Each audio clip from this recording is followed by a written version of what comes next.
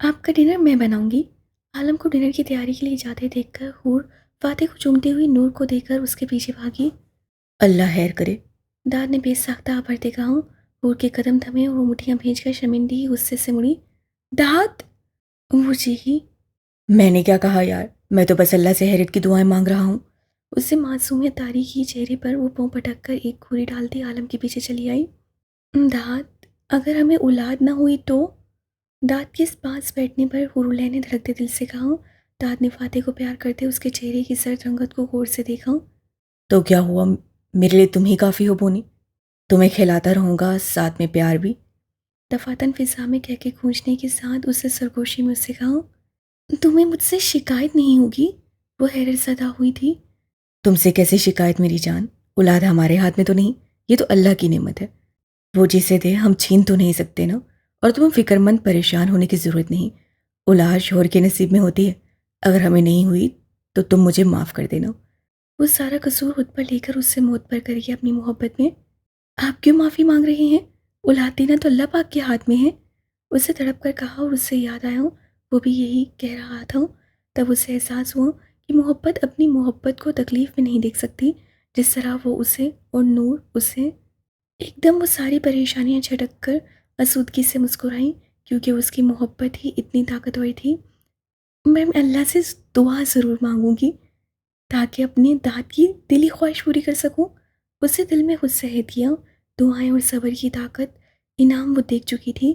समिया और अपनी बहन को मिलते दोनों ने बायक वक्त दिल में अल्लाह से दुआओं में सबकी खुशियों के साथ अपनी खुशियां मांगते शुक्राना अदा करते सर झुकाकर गोद में देखा जहां वो बुरी आंखों में गुस्से की सुर्खी सुख चेहरा लिए पड़ा था। उसके दासवाद से लग रहा था जैसे उनकी गुफ्तगू समझकर वो गुस्सा बाजारियत से बिफर गया हो।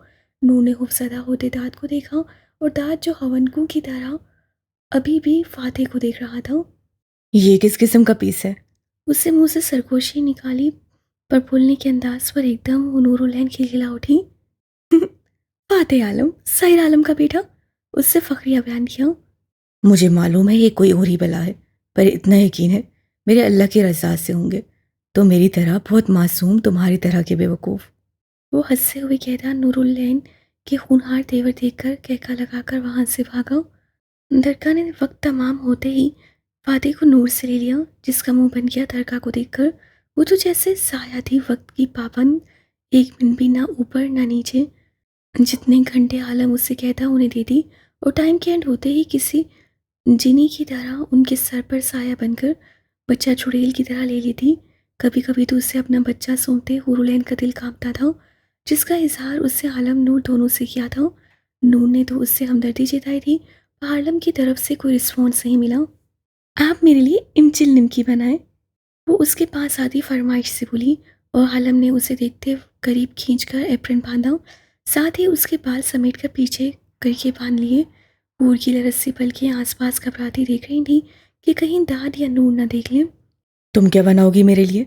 वो उससे पूछ रहा था फ्रिज का जायजा लेता। बताऊंगी नहीं, उसके चहक कर कहने पर आलम ने सर हिलाया जबकि लबों में छुपी मुस्कुराहट थी। जानता था उससे आता ही क्या है खाना बनाने में। फिर से उसे अपने मैदे का इम्तिहान लेना पड़ेगा। क्यों? वो दिलचस्पी से पूछता अपनी मतलूबा चीज़ें वहाँ निकाल लाया और उसकी देखा देखी में हुरुलैन ने भी वहीं से शुरुआत की। वो वही कर रही थी जो आलम कर रहा था पर फ़र्क ये था कि वो उसके उलट चीज़ें ले रही थी। जैसे उससे घी उठाया और हुरुलैन ने पानी। आलम मुतफक्कर सा उसके लिए बनाई जा रही रेसिपी को देखने लगा जिससे उसकी ज़िंदगी को भी शायद खतरा लाक होने वाला था। ये कौन सी रेसिपी है, मुझे ज़रा बताओ, आइडिया हो। आलम ने छुरी उठाकर उसके बालों के सामने झूलती लट को कान के पीछे किया जिससे वो वहशत सतह से आंखें फाड़े देखने लगी। बताओ।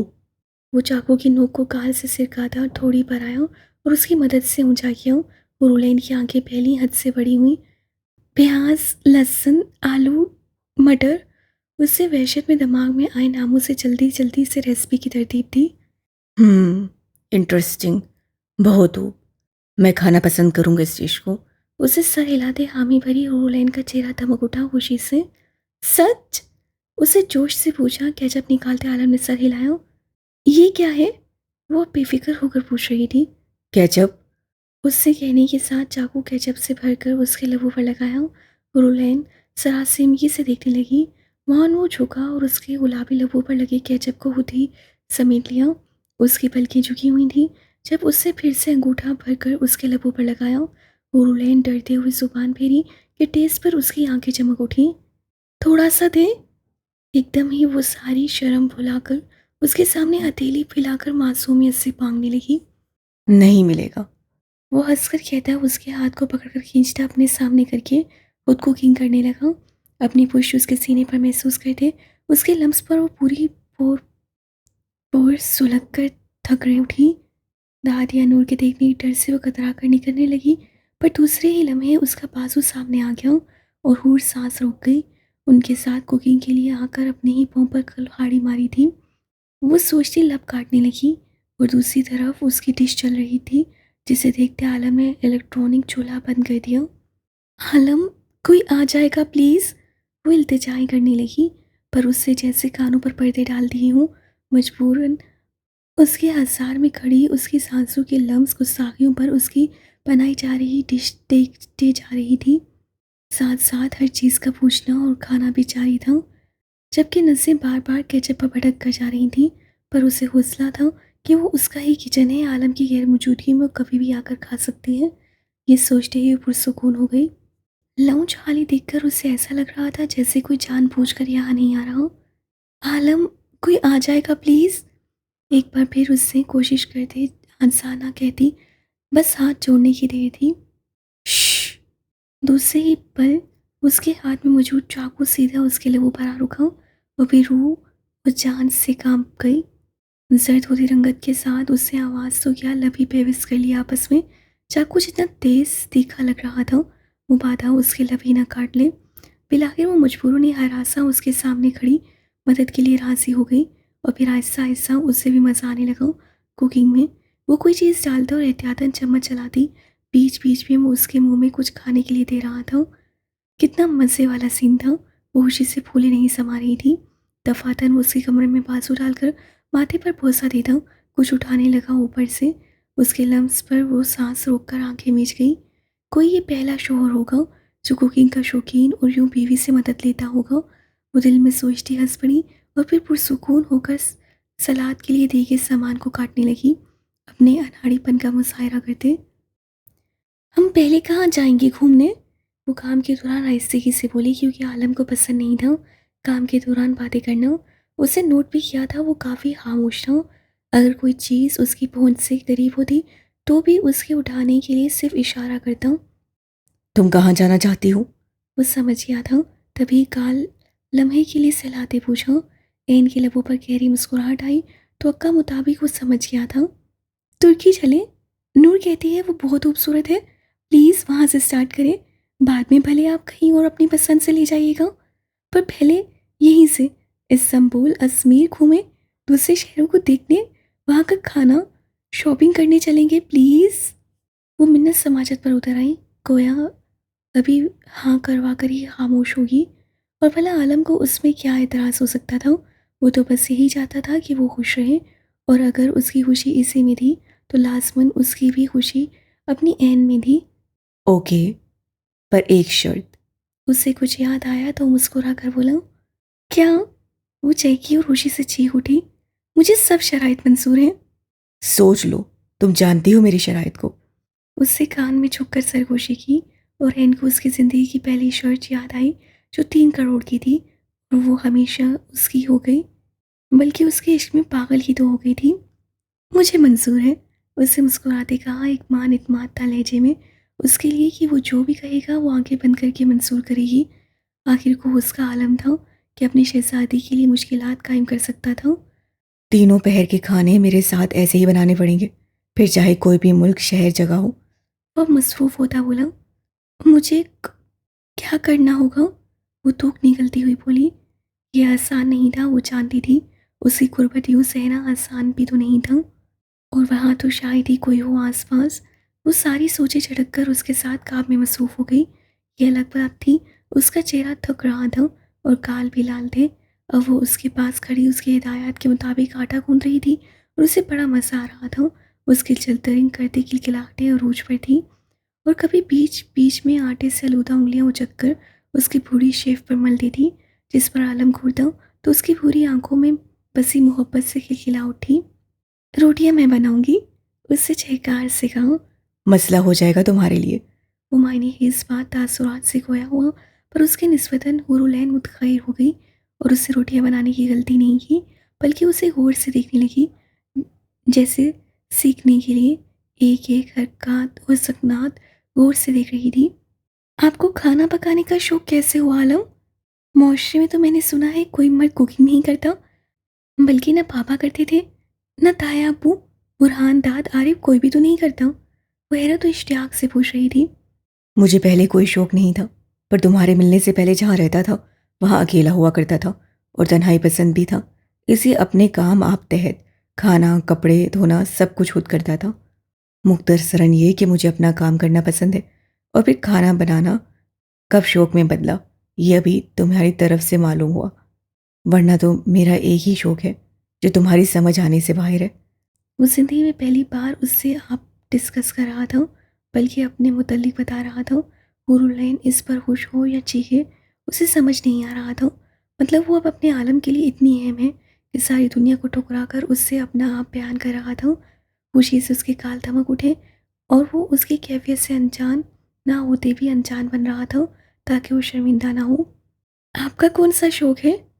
खाने वाले शौक की वजाहत उसके सर से ऊपर से गुजर गई, पर एक बात दिमाग में बैठी कि उसका कोई शौक है। उसे जानने के लिए मेरी आखिरी बात पर गौर करो।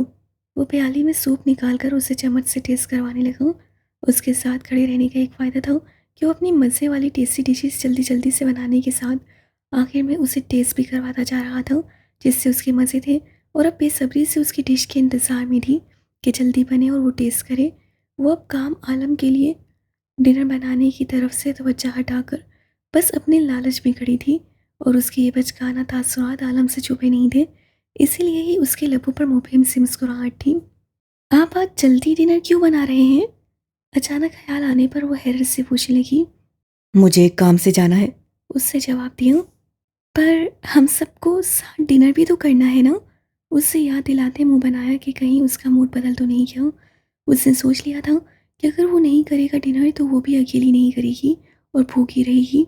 अगली बात पर उसके मूड बनाने वाली सारी प्लानिंग पर पानी फिर गया जब उससे कहा कि वो कुछ देर के लिए जा रहा है, डिनर से पहले वक्त पर पहुंच जाएगा।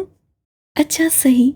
उसे सर हिलाया और टिश्यूज उठाकर अब उसके पाँव पर खड़ी होती उसका चेहरा साफ कर रही थी, जबकि सईद उस पर एक प्यार भरी नजर डालता पीछे काम कर रहा था।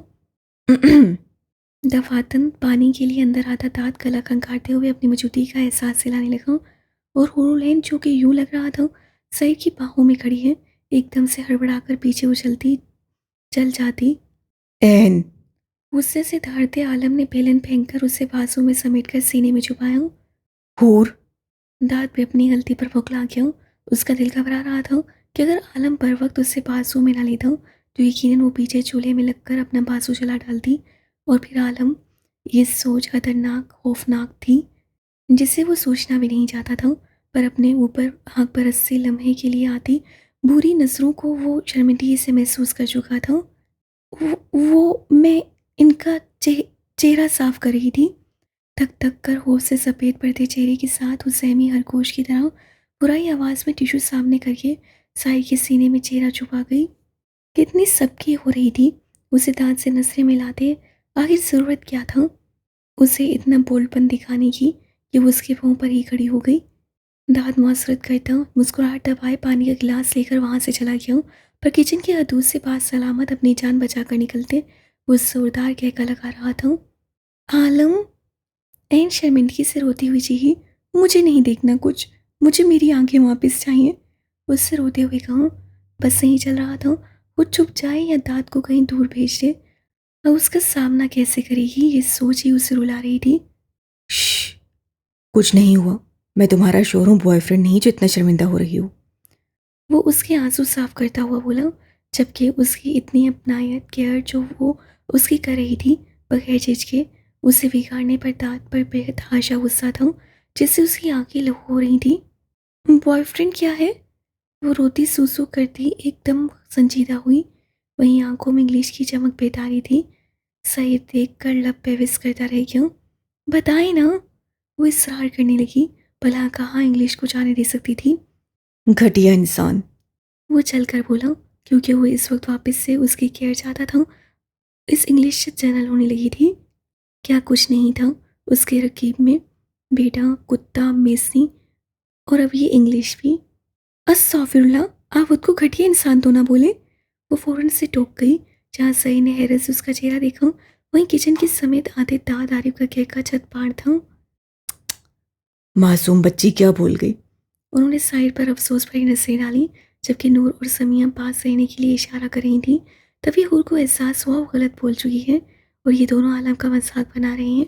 शोर के खिलाफ उन्हें देखकर वो खालिसन बीवियों की तरह तप उठी अपने सरताज के लिए। आप होंगे बॉयफ्रेंड। वो दोनों पर चीखी। एकदम सन्नाटा हो। सईद का चेहरा गुस्से से सुर्ख पड़ गया कि उन्हें बॉयफ्रेंड कह रही है, जबकि अब सारा मामला समझते वो वहीं लोटपोट हो गए हैं। मैं गलत बोल गई। अब की बार उसकी सुर्ख आंखों में देखती मिनमिनाई। रात को बताऊंगा। उसकी रोने जैसी सूरत उससे देखी नहीं गई और अगले पल उन्हें शशर छोड़ता और कुछ साथ लगाकर उसका सर चूम गया। दाद और आरे में झटके से सीधे होते अपनी बीवियों की आंखों पर हाथ रखकर उनकी तरफ पुश कर ली। और अब की बार क्या क्या लगाने की बारी आलम की थी, उनके हैरत सदा चेहरे देखकर। देख रहे हो अपने बाप के काम। दरका की गोद में सुर्ख चेहरे वाले फातह को मुहातिब करता दांत भरपूर तनसिया बोला। वो आलम जानता था वो उस फितने का खून चला चुका है, जिसकी गवाही उसका सुर्ख चेहरा दे रहा था कि सबके सामने उसकी माँ उसके सीने से लगी हुई थी और वो एक मुलाजमा के पास था। ये बाप था। फितना बस यही कह सका और अगले पल उसकी बुलंद तरीन चीखें गूंजी कि वो फातह करती चीख कर उसके समेत भागी। अल्लाह खैर, क्या हुआ। सब बौखला गए। मेरा शहजादा, मेरा बेटा, क्या हुआ। गला फाड़कर रोते फाते को बेतहाशा चूमती हूर सीने में भींचे सिसक रही थी और सब फिक्रमंद से उसके गिर्द थे, जबकि आलम मुठियां भींचे खड़ा उस फितने की चाल को समझ गया था। सेकंड में काया पलटी, वो साई के सीने से लगी नहीं बल्कि फाता को सीने में भींचे खड़ी थी और एक मुस्कुराती पूरी आंख दूसरी गुस्से से लहू आंखों में देखकर जैसे पूछ रही थी, फिर कैसा लगा मेरे बाप। आलम देखे ना इसे क्या हो गया है। सीने में भींचे वो उसे आलम के पास लाई। मैंने भी डॉक्टर से बात की है, उसने कहा है कि इसे 3 दिन फ्रिज में रख दो ताकि इसकी आग ठंडी पड़े। वो चलकर बोलता वहां से निकला। सब हक्का बक्का थे सिवाय दाद के जो मजे से हंस रहा था। हैं, क्या फाते को आग लगी है। गुरुलैन ने हवनकू की तरह पूछा और फाते को धचका लगा। उसकी माँ ने ही उस पर वार कर दिया। वो रोना भूलकर हैरत दुख से अपनी माँ को देखने लगा और एकदम ही किलकारियां मारने लगा। मबादा वो उससे फ्रिज में ही न डाल दे। उसकी नकली कलकारियों पर दांत खिलखिला उठा। वहीं हूर ने फातह को सीने में भींच लिया ममता से, पर उसे आलम की नाराजगी की भी फिक्र थी। पर वो जानती थी जब वो बास जाएगी मनाएगी तब वो सब कुछ भूल जाएगा। बल्कि हकीकत तो ये थी कि वो अपनी एन से नाराज हो ही नहीं सकता था। और वही सच हुआ। जब वो तैयार ब्लैक बूट सूट में अपने दराज कद के साथ झुककर दोनों की पेशानी बारी बारी चूमकर वहां से निकला, तब उसके चेहरे पर जरा भी नाराजगी का शुबा नहीं था, क्योंकि वो शहजादी ऐन का शहजादा आलम था।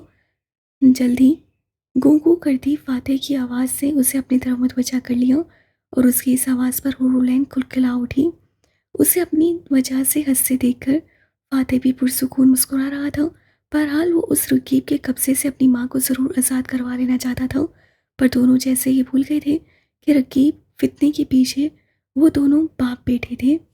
ये मंजर एक खुफिया तहखाने का था, जहाँ सीक्रेट एजेंट दाऊद अलिफ स्याह कपड़ों में मलबूस था और उसके साथ 2 आदमी भी थे, जबकि सामने एक कुर्सी पर 2 आदमी बंधे हुए थे।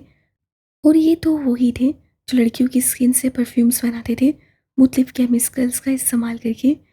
दाद को जो चाहिए था वो उसका बयान उसकी उंगलियां काट कर ले चुका था और अब भी इसका इंतज़ार था जिससे आकर इस गैंग की वसी पैमाने की मालूमात हासिल करनी थी। ये यूएसबी हेडक्वार्टर पे पहुंचा दो। दाद ने अपनी टीम के आदमी के हवाले तमाम हिदायत के साथ वो यूएसबी की। तहखाने में एक जीरो पावर बल्ब रोशन था, वो भी उस चेयर पर बंधे हुए आदमी के नीचे, जिसके हाथों की कटी हुई उंगलियों से खून टपक रहा था और वो दर्द से बार बार बेहोश हो रहा था। पर इलेक्ट्रॉनिक झटकों से वो बार बार होश की दुनिया में कदम रखता, दर्द से चीखे मार रहा था। तहखाना ज़मीन की काफ़ी गहराई में था और ऊपर कई मंजिल बिल्डिंग तमीर थी, जिस वजह से उसकी चीखें उस सहहाने में ही दब गई थी। बीस जा रहा है।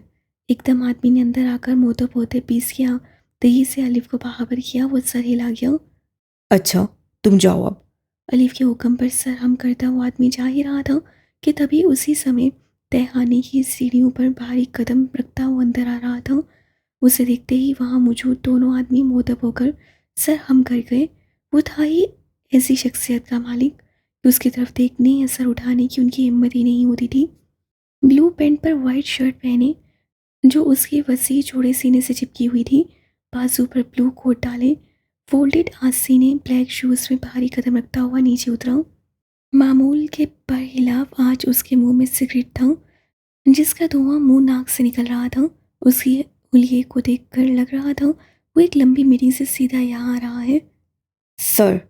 उसके आदमी ने पलक झपकते सही के पास उसे कोट लिया और मोतिफ थाम कर पीछे हो गया, जबकि दूसरा उसे सलाम करता वहां से निकल गया। तुम्हारा काम हो गया। सही ने लब कुशाई की, पहली मगर धुंधली आंखों से पीस को देखने की कोशिश करते उस बंदे आदमी ने कमज़ोर मसम्मत की मौत को सर पर पाकर। मौत तो पहले ही बाहवर कर चुकी थी, पर पीस के हाथों मौत से उसकी रूह काम गई। वो रोता अज्ञानी अंदाज में चीख चिल्ला रहा था। हाँ, और मैंने वो हेडक्वार्टर भेज दिया है। होप सो वक्त पर पहुंचा दे। उसे सर हिलाते जवाब दिया। ये काफ़ी निढाल हो चुका है। क्या तुम्हारे सवालात के जवाब दे सकेगा? उस आदमी की हालत के सेरे पेश उससे कहा। ज़रूर देगा। वे सजा या गोया हुआ उस आदमी का मुआयना करने लगा, जिसकी बस उंगलियां ही काटी गई थी। क्या इंसाफ था, अपनी सिर्फ उंगलियों के कटने पर रोते भीख मांग रहे थे, और उन मासूम कलियों की चमड़ी उतारकर उनसे परफ्यूम जैसे गैरकानूनी काम को अंजाम देते, उन पर उन्हें कोई रहम नहीं आता था। बहरहाल रहम तो उसमें भी नहीं था, इससे वो इस मौजू को दिमाग में ही दफन कर चुका था। हाँ, फिर कैसा लग रहा है 20 के पास आकर? होप सो आज फिर एक की दिल की ख्वाहिश कबूल हुई और उससे 20 का दीदार कर लिया। पर अफसोस है कि मुझे जो भी देखता है वो दूसरे किसी को बताने के लिए जिंदा ही नहीं रह पाता। उसी कटे उंगलियों वाले हाथ पर उससे ग्लव्स पहने हाथ रखते उस पर झुका। दर्द से एक बिलबिलाती चीख तहखाने की दरो दीवार हिला गई। मैं किसी को नहीं बताऊंगा, मुझे जाने दो 20। वो रोता बामुश्किल ये टूटे अल्फाज अदा कर पा रहा था, वरना 20 के हाथ के दबाव से उसका दिमाग दर्द से मौफ हो रहा था। उसकी बात सुनते उससे हंकारा भरा। बहरहाल ये बात काबिले गौर है कि यहाँ आकर सबकी यही फरमाइश है, और इसे कैसे पूरा किया जाए? उसके हाथ पर उसके चेहरे की कट को देखते उस आदमी की आंखें खुशी से चमकी। पर 20 काफ़ी इंसाफ पसंद है। अगर तुम्हें छोड़ा तो उन लड़कियों की स्किन, उनकी खुशियाँ, उनकी ज़िंदगी, मुस्कुराहटें, इज्जतें, वजूद, क्या तुम मुझे वापस कर दोगे? वो उसकी आंखों में आग की तरह दुखती पूरी आंखों को खाड़ कर दरियाफ्त कर रहा था, पर आंखों के बरखिलाफ लहजा काफी सर्द ठंडा था। हाँ हाँ, मैं तुम्हें दूंगा लड़कियाँ, बहुत बहुत दूंगा। सिर्फ मुझे जिंदा छोड़ दो 20। मैं तुम्हें बहुत से लोग ला कर दूंगा जिन्हें तुम खुशी से काट सकते हो। वो सिसक उठा। खौफ और हरास से उसका रुआ रुआ कांप रहा था, हाथ अब दर्द से सुन्न हो चुके थे। और वो लड़कियाँ आदमी कहाँ से ला कर दोगे मुझे? वो महसूस होकर बोला। अलिफ दिलचस्पी से देखकर चेयर खिसकाकर उसकी पुश से सीना टिकाए कुछ फांसे पर बैठ गया। वो मैं हम किडनैप करेंगे, पर आपको बहुत देंगे, बहुत। वो सिसका। बस सही चल रहा था 20 के पाँव में गिर जाए। उससे जितना खतरनाक सुना था उसके बरक्स वो तो काफ़ी नरम को मालूम हो रहा था। उनकी सोच में तो 20 के हाथों में चेन सॉ होती थी, और वो खून आलूदा कपड़ों में एक जंगली आदम होर से कम नहीं होता था। पर यहाँ तो सोचें ही उलट थी। वो एक पढ़ा लिखा बिजनेसमैन सईर आलम था, तो क्या सईर आलम 20 था? कितनी अफसोसनाक बात थी कि वो किसी को बता नहीं सकता था। मौत सर पर थी, और वो चाहता था कि सबके सामने उस बिजनेसमैन का चेहरा सामने लाए कि 20 इंसानों के भेस में उनके बीच अपनी मारूफ शख्सियत से रह रहा था। बहुत खूब। वो मुतासिर होता बाहर बड़ी चेयर खींच कर बैठा। तभी तहखाने में दो आदमी साथ दाखिल होते। एक ग्लास बॉक्स लाकर उनके सामने रखा। ये क्या है? अलिफ ने हैरत से चूचले लेकर उन आदमियों से पूछा। अलिफ की आवाज़ पर उस बंदे आदमी ने उस आने वाले बॉक्स को देखा। ये इंसानी गोश्त और कीड़े हैं। किसी और की बजाय आलम ने सिगरेट का गहरा कश लेते कहा। और इसका क्या करना है? इंसानी फितरत, तौर पर वो सोचकर एक चुटकुले ले उठा। मुझे लगता है ये फजूल सवाल है। उससे जताया और अलिफ गहरा सांस भरकर रह गया। उस ग्लास बॉक्स से नुमाया होते हुए स्याह खून भरे कीड़े एक दूसरे से उलझ रहे थे, जैसे अभी पेटी से निकलकर सबका गोश्त नोच खोज लेंगे। नहीं, ऐसा मत करो। 20, ऐसा मत करो। काट दो, मार दो, ऐसा मत करो। दफातन उस आदमी की चीखें गूंज उठी। वो जान गया था कि उसके साथ क्या होने वाला है। उसके गोश्त को ये कीड़े नोचने वाले हैं। अभी एक मंजर देख लो पहले, फिर कुछ कहो। हो सकता है मेरी सजा से ये पसंद आए, क्योंकि ये जब जिस्म पर रिंग रिंग कर गोश्त नोचते हैं ना, तब लुफ्त के एक अलग जहां में पहुंचा देते हैं, वैसे ही जैसे एक नुस्वानी वजूद को नोचते पहुंचते हो। उसका लहजा ऐसा था जैसे सुनते वजूद में खौफ की सर लहरें उठ गई थीं। आंखें आग उगलती हकीकत एक सैर बन बैठी थी वजूद में, तो वो उस पर छाया हुआ था ताकत के देव की तरह। उसकी पीली रोशनी में नुमादार होते गहरे नीले कट के निशान रूह लरसा दे रहे थे। वो जो उसे देख रहा था, मौन कटी उंगली के साथ गुदगुदाने वाले लम्स महसूस हो, जैसे कोई रुन रहा हो। और अभी वो समझ भी नहीं पाया था कि दूसरे ही लम्हे से हाथ पर चुभन महसूस करते उसके हलक से चीखें उबल उठी। अलिफ का दिल खराब होने लगा जब सईद ने स्पेशल ग्लव से मुकीद हाथ से स्याह कीड़ा निकाला और उसे उसकी कटी उंगली की जगह पर रख दिया था। ये मंजर बहुत होलनाक था, पर वो काफ़ी हैरत से उस कीड़े को देख रहा था जो किसी मशीन की तरह गोश्त को खाने में मसरूफ था। उसकी रफ्तार उसके वजूद से काफ़ी तेज थी। वो शायद वजूद में अंदर घुसने के लिए रास्ता बना रहा था। क्या चाहते हो? क्या चाहते हो 20? मुझे माफ कर दो। वो चेयर पटकता अलग फाड़ कर चीखें मारने लगा था। इस दर्द नोचने को झेल नहीं पा रहा था, उसकी बर्दाश्त से बाहर था। वो नोचने गुदगुदाने वाली असियतनाक सजा। अलिफ ने दांत देते मुतासिर होकर आबरू झुकाया। सेकंड में ही हार वाह। ओके, जो पूछता जाऊं उसका जवाब दे जाओ। ये एक नहीं, पूरे तुम्हारे जिस्म को नोच लेंगे। उसके इशारे पर ही तहखाने में तेज लाइट रोशन हुई और अलिफ ने उछल कर देखा तो उसके हलक जैसे खुश्क हो गया। तो उससे ही लम्हे कुछ अलग हाल वहाँ मौजूद लोगों का भी नहीं था। ये वो बंदा आदमी जी हाँ, क्योंकि सामने बड़े से ग्लास के बॉक्स में उसके आदमी थे, पर उन पर चिपके कीड़े अलग नस्लों के खोशहोर थे। ओह, तो इस तहखाने में कोई नहीं आता। अलिफ को उल्टी आने लगी थी। सामने मंजर साफ था। उन गैंग के आदमियों की आंखें मुंह से निकलते कीड़े साफ और वाज़िया थे। उन शीशे के बॉक्स से अलिफ का दिमाग घूमने लगा। उसे जैसे ये कबर का मंजर लग रहा था। वो घूमते सर भारी असाब से वहाँ से नसें हटा गया, पर चारों अतराफ तो वो शीशे के बड़े बॉक्स नस्ब कर लिए गए थे। कहाँ से नजरें बचाता। ये तो हमारे गैंग के आदमी थे ना? वो सामने एक शीशे में होलनाक मंजर देखता शर्र होकर बोला। थे। आलम ने हल्के फुल्के अंदाज में कहा और अपने आदमी को इशारा देकर वो कीड़ा वापस उसकी खोज से नोच कर बॉक्स में डालते वहां से ले गया। और अगले ही लम्हे वो बॉक्स भी दीवार में अंदर होते एक वैसे ही सीमेंट की दीवार बन गई। अलिफ तो इस सब पर शशदर हक्का बक्का रह गया। मेरे पास वक्त की किल्लत थी, इससे सब कुछ साथ ही खत्म कर लिया। वो मुस्कुराकर बोला जैसे कुछ हुआ ही नहीं था। ये कैसा बन गया था, दांत का सोचकर सर दुखने लगा। जिस साहिवान की बदलती बढ़ रही थी, वैसे ही वो भी अजियत के नए अकसाम दरियाफ्त कर रहा था। कितना असियतनाक होगा उनका तड़प तड़प कर उन गोशोर कीड़ों से खुद को नुचवाना। पर वो लड़कियां, क्या जब उन पर तेजाब डालते जाते होंगे वो भी ऐसे ही तड़पती होंगी? जब उनके वजूद से स्किन उतारी जाती होगी वो भी ऐसे ही तड़पती होंगी? बीस्ट। उससे मुहातिब करना चाहा, पर जी के मतलाने पर एक्सक्यूज़ करता वहाँ से निकलता चला गया। अब सामने 20 था और उसके सवालात पर ये काफ़ी मुख्तसर थे, क्योंकि जो डेटा उसे चाहिए था वो मिल चुका था। बल्कि चंद सवालात के बाद उस आदमी ने उसके हाथ में खंजर देखा। तुम्हारी डील मुझे पसंद आई, पर मैं छोटे लोगों से डील करने का आदी नहीं। वो पुरसरार सा मुस्कुराया और सामने चमकता खंजर किया, जिस पर चमकते नुमाया हुर्फ में सैर आलम लिखा था और उसकी नोक के पास से घूमती उसकी सुर्ख जुबान। मैं चेनसॉ से नहीं, सईद से मारता हूँ। अपनी भूरी चमकती आंखें उस पर टिकाकर खंजर की नोक उसके दोनों कानों के बीच नाक के थोड़ा ऊपर रखी। उस आदमी की वहशत से फैली आंखें एक सही आलम के चमकते हुरफ पर तो दूसरी आंख उस हैवानी चेहरे पर थी जिसकी भूरी आंखें मुस्कुरा रही थीं। मेरी सजा के लिए तैयार हो?